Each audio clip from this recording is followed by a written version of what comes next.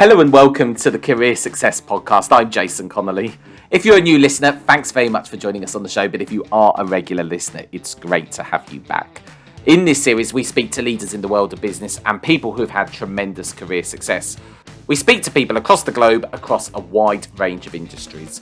We lead the way in conversation to understand what makes someone successful. We listen to their stories of rising to the top, the challenges they've overcome, adversities faced, and what success means to them. We will discuss the lessons learned along the way. Myself and my guests will give practical advice on how to grow your business and climb the career ladder. In the coming episodes, we will also speak to authors of many of the best-selling business titles and a handful of TEDx speakers. If you're someone that has a passion for business, then this is the podcast for you. In this episode, I'm delighted to be joined by Suzanne Heaton Wright from Hertfordshire. Suzanne is a virtual impact communications and speaking expert for emerging leaders and the creator of the brand, the Superstar Communicator. Suzanne is an international speaker, the MD of an award-winning music company, Viva podcaster, and a former prize-winning international opera singer. Suzanne delivers virtual seminars, workshops, and individual training for many companies, which includes the likes of RBS, Shell, Microsoft, AXA, the NHS, and Quintiles. She's delivering virtual workshops globally, masterclasses, and courses to leaders and emerging talent. Suzanne is also featured regularly in the media and has recently been interviewed on Sky and BBC News. Suzanne, thanks very much for joining me on this episode. Thank you very much for having me, Jason. Now, you've done so much over the years. I've got loads of copy in front of me now. Really interesting. You've been kind of advising big companies. You've also been interviewed on Sky News, BBC News, and various speaking conferences. But let's rewind and go back to the start before we talk about what you're doing at the moment. How did you get into the world of being a communications speaking expert? How did this all come about? Do you know, that's a really good question. When I had my son, Nicholas, who's now 20, I suddenly started meeting people that I would call real people as opposed to people from Planet Opera, which is a very, very specialised a parallel universe. That's all I'll say on that one. But people would talk to me and they would say, how is it that you always look calm when you walk into a room, or you can project your voice? You're just able to demonstrate your emotions very easily without being a diva. And I realized that some of these skills that I had acquired when I was a singer on stage were relevant for business. Now, I'm not saying that you should be an operatic singer. I'm gripped already. I'm gripped at what you're saying. I've got so many questions. But please go ahead.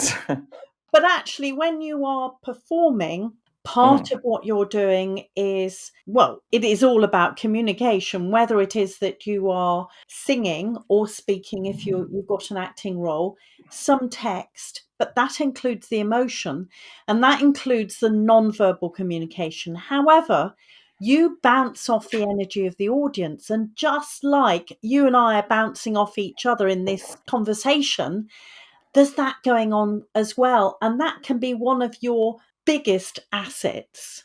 And so that's really how I started. And originally, when my son was young, I would train teachers and lecturers from universities on how to use their voice, how to be more effective, and particularly for lecturers at being engaging.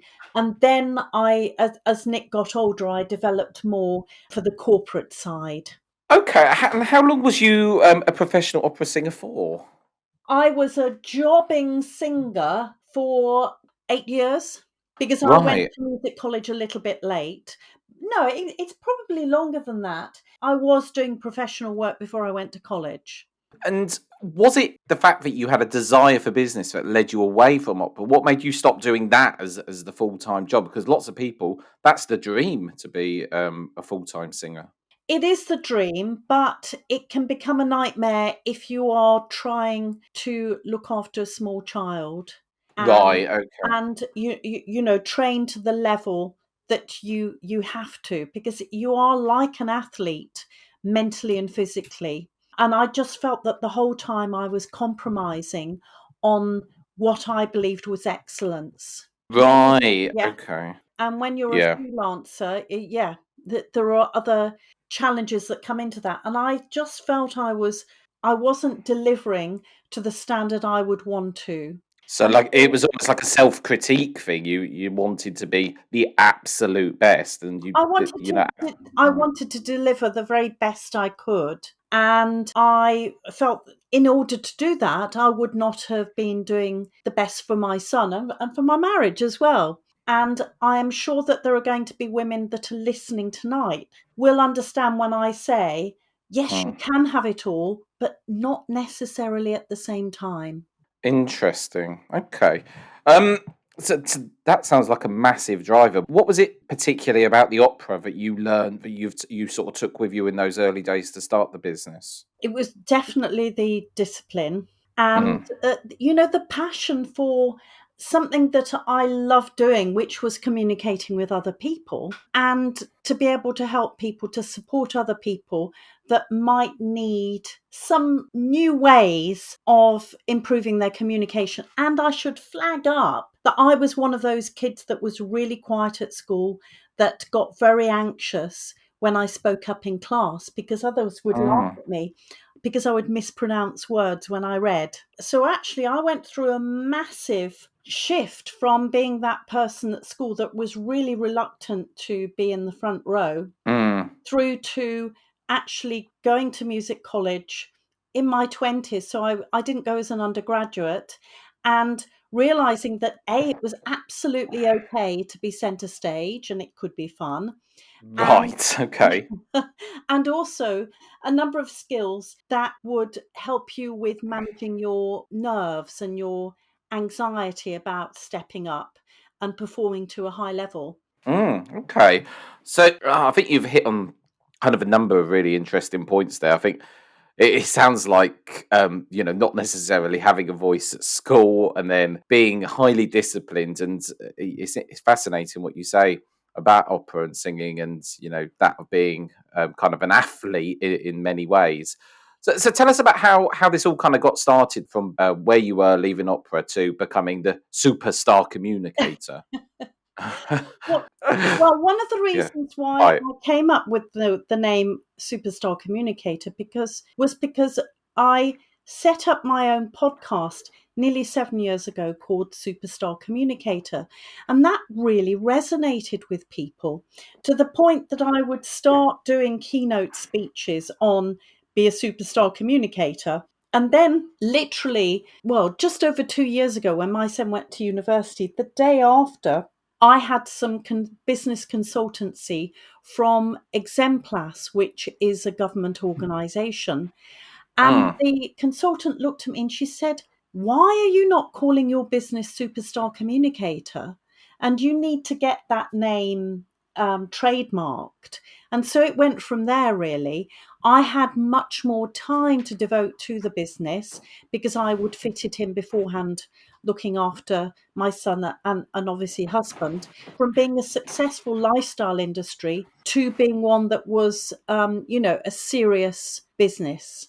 Right. Okay. So you consulted for so many companies Yes. over your time Yeah, I as have. well. And that's been fantastic. And I should say that I have my own communications model, which is called Superstar Communicator. And I've identified the 5 key areas that I believe will enable you to communicate more effectively, spoken communication. That's really interesting. I think that leads really nicely on to Superstar Communicator, what you've done there. What obviously we're never going to unpack all these 5 points that you teach companies, but are you happy to give us some of these 5 learnings that you've come up with? Absolutely. The Mm, 5 areas are audience, and I'll go into more details with all 5. sure. Audience, content, preparation, performance, and the voice. Now, I don't mean with the voice that you have to sing, but there are lots of things with the voice that you can do that can really make your message compelling. With audience, it's everything from really understanding who your audience are, the purpose of you speaking, and people often forget the purpose. They think, "Oh, I've got to say something," but it might not land very well in a meeting or a conversation, or it might just be completely irrelevant. And these 5 points that you've got, do you Yeah. think they're all of equal importance, or some points more important than the other? It depends on the person. So there might be somebody who is fantastic at performing, that they are somebody that naturally has charisma and confidence. There are those people that walk into a room and you notice them. They could, yeah. The room lights up. You know they're Yeah, there, and you know they're there. they're there, and the jazz hands are going, even if. Yeah.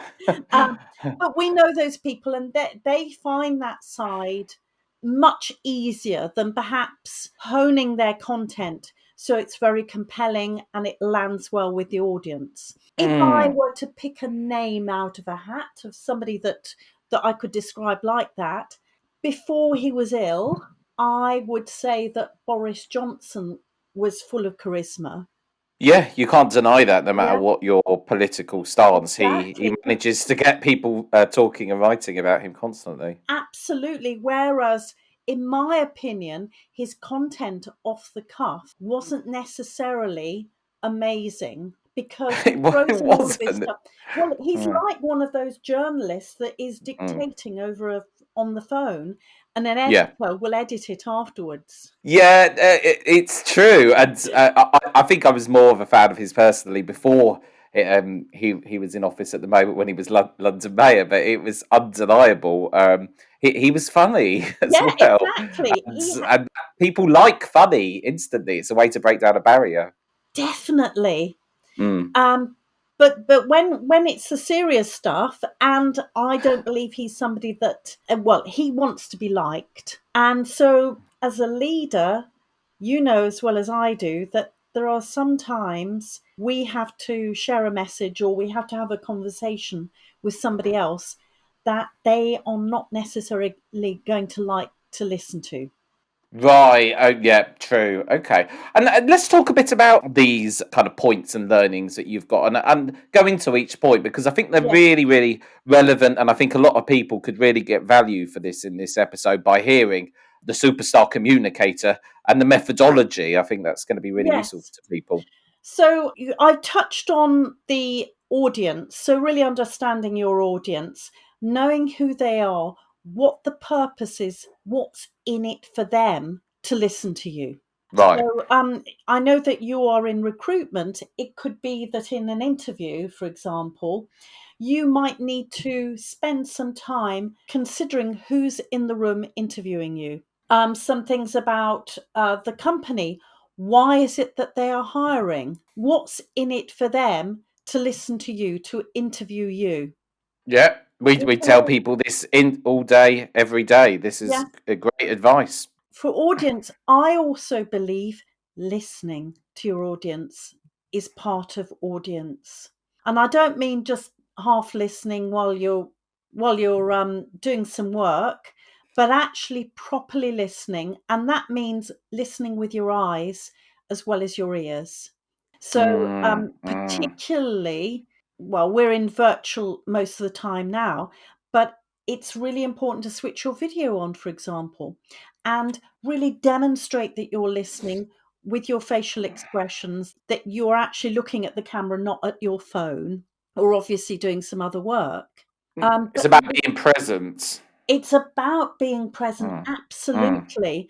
And if you're wanting to get the energy from the audience, if you're wanting to find out about them, you've got to be present. Great. Yeah, great advice. Moves us nicely on to point three. The second one was content that I did mention before, and Mm, that is really about, since you know your audience, you will have some information about what best content to have, what best analogies. If you have people, I've been doing a lot of work, virtual work, to overseas clients, and they don't always speak English as their native tongue. So I want mm. to make sure that the content that I include is more international rather than British. We Example, have it's not just the words. We have a certain way of we have British sarcasm for starters. Try and explain that to people of another nationality. absolutely. So, for example, last week I was delivering a virtual workshop for senior female leaders in the United States the day after the election. Now, that it was on assertiveness, that would have been gold dust in the United Kingdom, because there would be certain personalities that I could talk about being aggressive rather than assertive. We know who we're talking about. And on all of that, but there was no way that I would have been able to touch that with the audience that I had, being respectful for them. And also, I really didn't want there to be an argument, a political argument, during one of my workshops. But that Yeah, was I me. can. Yeah. That was me really understanding the audience so that they would get the most out of it. Likewise, I'm doing a few things over in the Far East, and there are differences in culture. I'm just really aware of those things, that the language I use, the examples I use, how I structure what I do has to be slightly different. Makes total sense. I think a lot of people they might have a message to say, but it's about how to actually one articulate that message and not just deliver it, but make sure it resonates and it has some impact to the end user or Absolutely. listener, however you want Yeah. to Yeah. describe them. Yeah, and this is so relevant to your audience who might be looking for a job. The third point is preparation. Now, we touched on that when we thought about who's going to be in the room. If you're at an interview, we all know about finding out about people on LinkedIn, their backstory, things like that. I know that a few months ago, for an example, I was having an initial conversation with a corporate about delivering some work. I noticed by looking at her up on LinkedIn that she'd actually studied at the same university by chance that my uncle had been professor of neurology in the United States, a small Mm. university. During the small talk, before we started the meeting, I mentioned that to her. We immediately had a bond because of that. And that was through the preparation, as well as dealing with, preparing what I was going to say and anticipating any Mm. answers. You Um, had common grounds, and that sort of bonded you at the start. Absolutely. And Yeah. while no interview or meeting is going to be entirely small talk, it's those little things that are really, really important. It's what we tell. Well, I say we. Well, it's one thing I really say to candidates at any level is if you can go on and have a look at the profile of someone who's interviewing you and find a common ground for maybe you went to the same university or you was on the Yes. same campus, whatever, or actually listening to that person maybe do an interview on YouTube for their company. If you can get a sense of how that person feels, it's going to allow you to have a sense of familiarity when you start talking to them as well. So I really agree with that, and I think that's really helpful if you can find those common threads or grounds or whatever you want to say. But also, preparation includes, what are you going to say? It might be that, Yeah. yeah, and people get very, very anxious. The number of times people have said to me, "Can you coach me in doing a speech?" And I say, What are you speaking about?" "Oh, I don't know yet."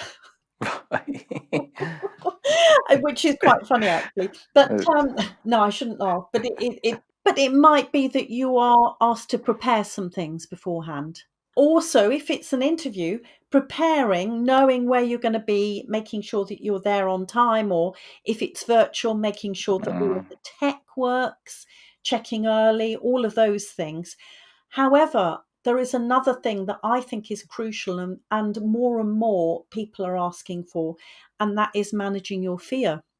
And Mm. I've done a neuroscience course with Dr. Linda Shaw, and because of my performance experience, I was already saying a lot of these things to help prepare you to manage your nerves. But actually, Mm. doing the neuroscience course meant that I understood the scientific reason why it was working. And that can often reassure people that it's not mumbo jumbo. Obviously, you've done a whole course on it, and we're never going to know the No, ins and the outs. But is there some layman way that you can describe why this happens? Because I think we've all been there, and even sometimes I go to give talks myself, and people think, "Well, you do these all the time. You're not someone who gets nervous." I do get nervous. I yeah, do. yeah, me too. I always get nervous before a workshop. I always get nervous Mm. before a podcast interview. I always get nervous before any of these things.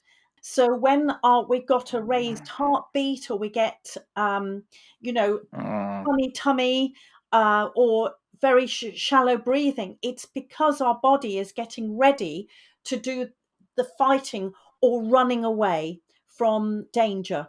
Yeah, and like like stepping on a stage brings that same fight or flight mode. The saber-toothed tiger is there. The saber-toothed tiger is there in the audience, ready to Right. grab you. One of the things is, I always tell people to create their own success journal. So when they have successes, when people send them really nice feedback, or they know that they cracked it, they pushed through the fear, then they write all of those things down, so that those low moments when you think, oh no, there's no way I can do this, you can read it. And it's just a Yeah. memory thing. There are things that you can do that can help you manage that fear and manage those feelings, that even when you know that you're having it, you know that you can push through that fear and that you will be okay. It really interesting. I love the success journal. It's something that I keep actually. I have this. I don't tell you where I bought it actually. I think it was in HomeSense of all places. But it was this journal every day. What gives something that you really enjoyed, and it asks different questions. And actually, it's a really good activity to do. Everything you say leads me on to at least 5 other questions, of which I'm only selecting one, and the time is surpassing us. We'll have to We come back we again. must talk. Yes, you must, because I've already super sped through. I'm even just talking about you being on stage in the opera. It's all stuff that's really interesting. But time, I must make this effective for the people that are listening. So, tell us, what is your advice for someone that, because you've obviously pitched in front of all these different companies: Deloitte, RBS, Shell, Microsoft, AXA, the NHS, Quintiles, just to name a few. But what advice would you give to someone that's maybe going out there to pitch themselves, whether that be in a work sense, or you're trying to secure a service, or equally you're going out there and interviewing? You've touched on a few points, but what would you say to those people, especially now when the job market is very competitive? There is a load of roles, but it is competitive, especially in legal. Oh, definitely. Now, we've touched on those three things, understanding your audience, the content, making sure that whenever you speak, it's relevant. It's not just babbering and going off topic, remaining on topic and remaining focused. The preparation. The next one is performance. And by performance, I don't mean jazz hands. I mean about having open body language, looking confident, because you might be saying the Mm. most fantastic thing, but your head's down, your shoulders are down, your arms are folded, and you look very nervous. You need impact. Yeah, you lose impact Yes, because right. what you're saying does not match what your body language is. So And I have this when I'm very much, when I'm listening to people, it's not what they say, it's how they say it a lot of yeah, the time. I sometimes say this to people when they're started in my business and they're making sales calls or whatnot. We all get this when we get people call us up and example, hi, it's Jason Connolly. This is the reason why I'm calling. This is you want to ring up and, hi, this is who I am. My name's Jason Connolly, and this is what I do. And it's getting people to take them on that journey, not having a kind of voice that's all one level. You want to stagger it. It's in the performance, and it is it's an art it form. is Being a able to sell performance. on a phone, you lose Yeah. mighty amounts of communication. But again, sorry, to bring this back to the interviewing, what else would you you say? Sorry, Suzanne, it's me taking the conversation constantly away because I'm finding what you're saying interesting, but I keep diverting the conversation, and these people are listening to this thinking, what is Susan's advice? Well, we've talked about performance, haven't Mm, we? And yeah. matching what we say with our body language. Now, I know that in a lot of cases, it's a virtual interview at the moment. So we've got to make sure that we have all of those performance things, like making sure that your screen, your face is clear, that you've got lighting on your face, that you haven't got any rubbish behind you that could distract people from what you're saying, but also the little tip that I have is that I put a post-it note behind where my little camera is on my laptop, and I Like an draw auto cue. no, I draw a pair of eyes on there to remind myself Yes. to look up. And Right. now Okay. I've got a couple of books that I have put my laptop on so that it's at a particular level. Little things like that, so that you can be creating as much eye contact as possible. I know it's not quite the same when we're virtual, but it can at least give the impression that you are looking up and looking at the other people. And Mm. then another thing, because voice is the last one, and you've touched on that before, making sure that the sound is really good. Now, I'm not talking about you being in a BBC studio, making sure that there's not much noise in the background, that the other person is going to be able to hear you easily, because we need to speak so it's as easy as possible for other people to listen and take in what we say. So Mm. the sound is really important for when it's virtual. You touched on with the voice to make sure it's interesting, because why should somebody be interested in you if you're just a drone like this and you've got no energy at all? Um, Yeah. Show some passion about what you're saying, interest, and see if you can modify what you do by having pauses, some energy at some places, then stop so that the other person can listen to you. And I've got one other point. Oh, there's so much. My mind is going all the time. There was some research that was done 3 years ago by Stirling University. Not many people have picked up on this. And what they Mm. did was that they had a load, they were probably students, that they allocated them into interviews, and either they would be the senior person or the junior person. Mm. And they probably swapped them round so they played different roles. Yep. And what they found was that the person that was perceived the more senior one, the pitch of their voice went down slightly. And Mm. also they used more impactful, strong vocabulary that was more confident. Mm. And those people that perceived themselves to be less senior, the pitch of their voice went up slightly and they used less impactful words. So, what can we deduce from that? Now, probably to do more research in this. However, from those initial findings, I would say that it's worthwhile listeners thinking about what happens to their voices in different situations. So Yeah. naturally our voices go higher when we're nervous, when we've got that saber-toothed tiger running at us, or perhaps we've got an awkward conversation, Mm. the voice might go slightly higher. Yeah. Yeah. Totally Makes makes sense, sense. doesn't it? If It you does. can consciously think of how your voice alters in different situations, which might actually include an interview, Mm. that there might be some leakage, emotional leakage going on, something that you are demonstrating to the interviewer, Emotional leakage. emotional I've never heard of that before. I do like. It's a emotional funny leakage. term. Um, but you might be Mm. subconsciously flagging something up in the interviewers. Mm. Like So a it's point of concern. yeah, Mm. and also really think of the language that you're using. So it might be an emotional leakage because you're not using impactful enough words. Yeah. I'll be using that. That's my new favourite Oh, phrase. fantastic. We love it. Yes. Fantastic. Well, we have come to the end of our time together. It's been fascinating. We must do another episode. Oh, please So do. interesting.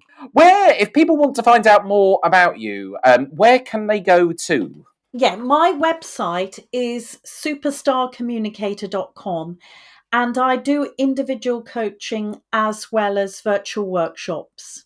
Right, fantastic. Well, you heard it there. If you do want to find out more about Suzanne, you can go to superstarcommunicator.com. That's it for this episode. I'm Jason Connolly. This is the Career Success Podcast. Until next time, goodbye.